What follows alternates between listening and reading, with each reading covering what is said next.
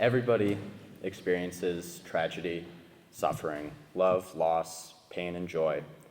But it is those who suffer through it, endure it, and embrace it who live the most fruitful and fulfilling lives.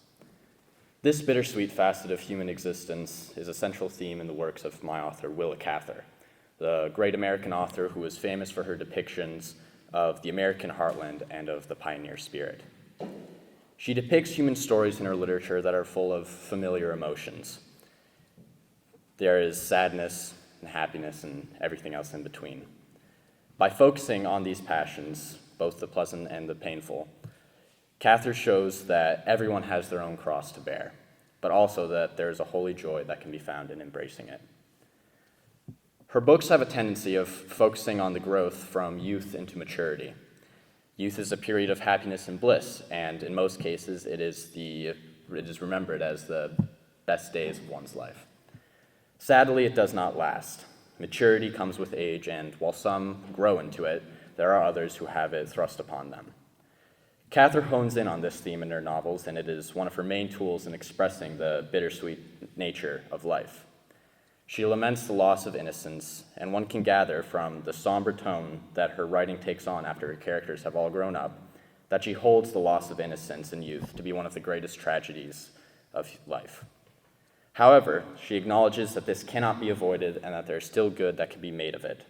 She throws this through her titular character of her novel, My Antonia, who, although she faced a difficult life on the prairie that was full of hardships and tragedies, she never lost the fire of youth in her heart. She matured, but she was able to stay young at heart. The memory and nostalgia is a very similar subject for Cather. As one of the greatest and most complex functions of the human person, memory adds to man's bittersweet condition. It can hold together or tear people apart. It can create laughter or produce tears, and it can focus the mind towards the good or distract it from the importance of the present. Memories can be painful or happy, and can also be both at the same time.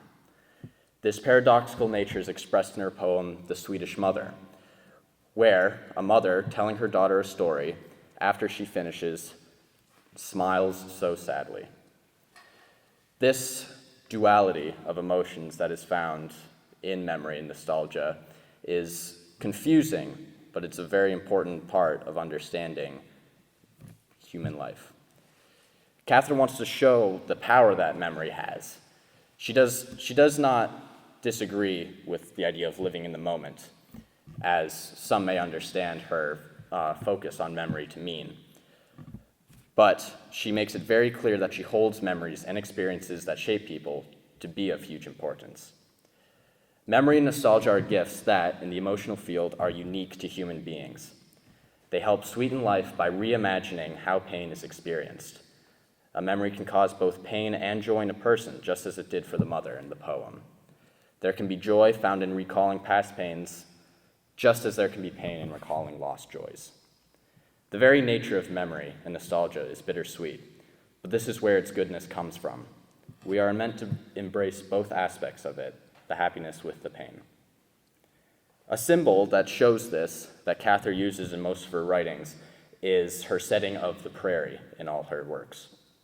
She grew up on the prairie of Nebraska. She moved there at a very young age, and it is very clear how the nature of this landscape affected her writing and her understanding of the world around her. It is almost as if the prairie is another one of her characters in the way that it changes, grows, and develops throughout her books. One moment it can be an enemy, a force of destruction, or a source of pain, but in another it could be a generous caretaker. It is vast, empty, and in many ways almost depressing. But Cather chooses it for a reason. Its expansiveness and emptiness are used to reflect on what life is really like. It's not always easy. It can be hard and uncomfortable, unpleasant, but amidst all this, there's an incredible beauty in it. Sometimes it just takes a new perspective. For where one person may see a bleak, endless landscape in the prairie, another may see home or a beautiful land that moves with the wind and reflects the sun.